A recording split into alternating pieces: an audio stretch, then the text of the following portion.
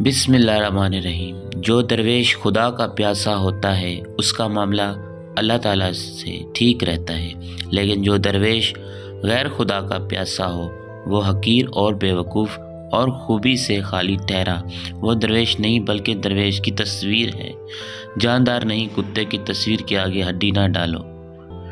ایک جانور کا گوشت کھا لو، 100 سال تک بڑھاپا نہیں آئے گا۔ خرگوش جانور کا گوشت کھا کر بعد میں 1 گھنٹے کے بعد زرد رنگ کی گائے کا دودھ 1 گلاس پی لے، ہمیشہ کے لیے بڑھاپا نہیں آئے گا۔